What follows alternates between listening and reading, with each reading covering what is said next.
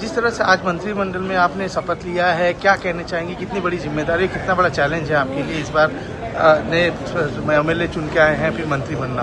राधा माधव मंदिर की सेविका हूँ मैं। किसी भी चैलेंज को अवसर के रूप में ग्रहण करती हूँ। कृष्ण की भक्त हूँ ना, तो अवसर के रूप में एक्सेप्ट करती हूँ।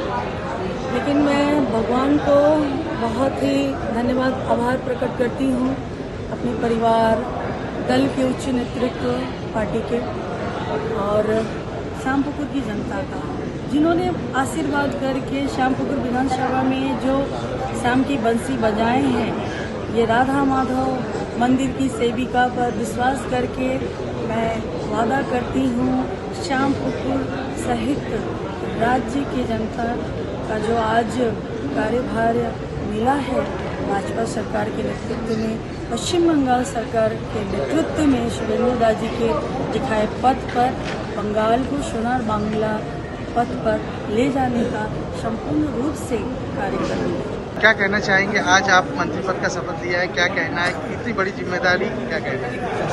पहले तो मैं मेरी पार्टी का सब कुछ वरिष्ठ नेतृत्व, केंद्र नेतृत्व, प्रधानमंत्री जी, मेरा राज्य नेतृत्व, मेरा मुख्यमंत्री जी, सबका बहुत बहुत धन्यवाद और आभार मैं करना चाहती हूँ। जिस अंगीकार के साथ हम लोग आए हैं, सब परिषेवा देने का, लोगों में सब परिषेवा जो इतने दिन पश्चिम बंगाल का जो जनता वंचित हुए थे पिछले जो सरकार था उसी से, उसका लिए हम लोग जो प्रतिज्ञाबद्ध है उसका काम हम लोग ऑलरेडी शुरू कर चुके हैं। आगे का दिन में और भी होगा, अच्छे तरीके से होगा। आज पूरा मंत्रिमंडल का शपथ लिया गया है, जो डिपार्टमेंट वाइज हम लोगों को पता चलेगा सभी तरीके से, जैसे हमारे निर्देश आएगा पार्टी से, मुख्यमंत्री जी की तरफ से, हम लोग सभी काम पे रहेंगे, क्योंकि हम लोगों का एक ही उद्देश्य है, सबका साथ, सबका विकास, सबका विश्वास।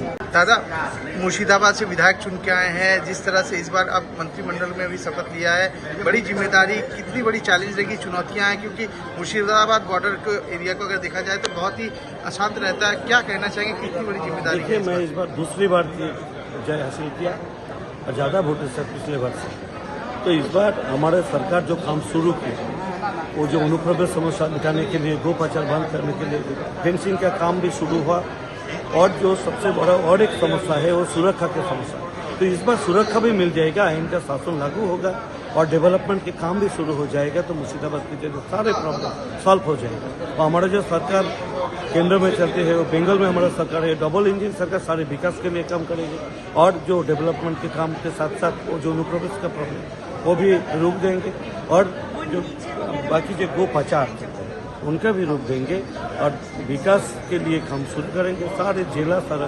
प्रदेश के लिए काम शुरू किया हमारा सीएम साहब, तो अगले दिन और ज़्यादा काम होगा। डबल इंजन सरकार तो बंगाल के सोनार बांग्ला बनाने के बाद हमारा काम। दादा, जिस तरह से इस बार आज आपका मंत्रिमंडल के समय शपथ लिए हैं, क्या कहना चाहिए, कितनी बड़ी जिम्मेदारी और क्या चैलेंज रहेगा इस बार? बहुत बड़ा रिस्पॉन्सिबिलिटी सौंपे है पश्चिम बंगाल का सब आम लोग, और we are thankful to the entire people of West Bengal for bringing BJP to take care of the state.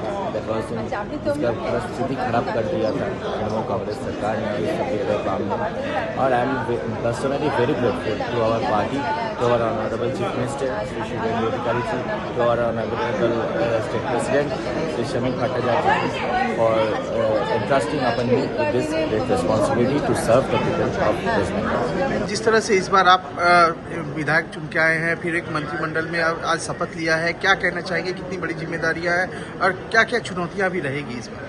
देखिए, पश्चिम बंगाल की जनता पिछले 50 वर्षों से अपने आप को उपेक्षित महसूस कर रही है। विकास के नाम पर उनको सिर्फ वादे मिले हैं, विकास का दर्शन आज तक नहीं हुआ। पहली बार एक राष्ट्रवादी सरकार, और वो भी डबल इंजन की सरकार बनी है। लोगों को भारतीय जनता पार्टी की इस नई सरकार से बहुत उम्मीदें हैं। सरकार ने और मेरी पार्टी ने मुझे ये अवसर दिया है कि मैं लोगों की सेवा कर सकूं। निश्चित तौर पर मुझे जो विभाग मिलेगा, जो जिम्मेवारियां मिलेंगी, वो जन जन तक पहुंचाने का काम करूंगा, और पश्चिम बंगाल में जो भी पिछड़े काम हैं उन सारे कामों को द्रुत गति के साथ तेजी से लाकर भारत की विकास धारा के बराबर में पश्चिम बंगाल को लाने का प्रयास करेंगे। जिस तरह से अब दूसरी बार एमएलए चुन के आए, फिर एक मंत्रिमंडल में फिर बड़ी जिम्मेदारी के साथ, क्या कहना है इस बार, कितनी बड़ी चुनौतियां हैं और क्या लक्ष्य रहेगा इस बार? देखिए, फर्स्ट ऑफ ऑल जब मैं पॉलिटिक्स में आया था, मैं कभी सोचा भी नहीं कि मैं मंत्री बनूंगा। इसीलिए मैं पॉलिटिक्स में नहीं आया था।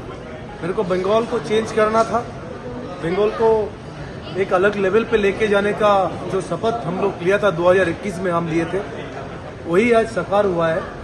और हमारा बीजेपी का सरकार भी हुआ है और बंगाल का जो हमारा अभी मुख्यमंत्री है जिस तरह से भाग रहा है, बंगाल भी इसी तरह से भागे आगे जाके। यही मैं चाहता हूँ, बंगाल का हर व्यक्ति, हर परिवार, हर गांव की उन्नयन हो, जिसके घर में जॉब नहीं है उसको जॉब मिले, शिल्प आए, कर्मसंस्थान बढ़े, रोड सारे सब कुछ सही हो, स्पोर्ट्स में आगे जाए बंगाल।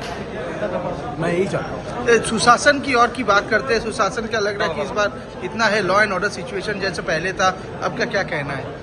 देखिए, जो 2021 में वोट पूर्ववर्ती हिंसा प्लस भारतीय जनता पार्टी को 321 लोगों का जान गया है, इस बार भी वोट हुआ है, इस बार कोई हिंसा नहीं हुआ। अगर बीजेपी हाथ जाता, लगभग 500 से 700 कर्मी हमारा मर्डर हो जाता। जिस तरह से एक एमपी होके जिस तरह से थ्रेटनिंग कर रहा था, 4 तारीख के बाद तुम्हारा दिल्ली का कौन सा बाप आएगा बचाने के लिए, जो हर वक्त बाबा बाबा बाप बाप करते रहता है। ये परिवर्तन हो चुका है। पश्चिम बंगाल का जनता बहुत ही एजुकेटेड है, उन लोगों को मालूम है किस टाइम पे किसको हटाना चाहिए। सही टाइम है, यही टाइम है। और अभी बीजेपी का सरकार के अंदर में पश्चिम बंगाल को एक नया रूप मिलेगा और सोनार बंगाल बनेगा। अभिषेक बनर्जी पर अटैक हुआ था, अब वो कोर्ट जा रहे हैं, क्या कहना चाहेंगे? वो कोर्ट की ओर रुख कर रहे हैं। कोर्ट जाए, सुप्रीम कोर्ट जाए, इंटरनेशनल कोर्ट जाए, कोई हमें कोई ये नहीं है। ये जनक्षोभ है, जनराष्ट्र का है। जो यह है, जो रीजन है, जिस तरह से मैं मीडिया के थ्रू देख रहा था, इतना सालों में उन लोग इतना मेहनत करता है, इतना सपोर्ट किया है, फिर भी उनको कुछ भी नहीं दिया है। एक चीज लेके उन जनता का जो गुस्सा था वो उनके ऊपर आया। Subscribe to One India and never miss an update. Download the One India app now.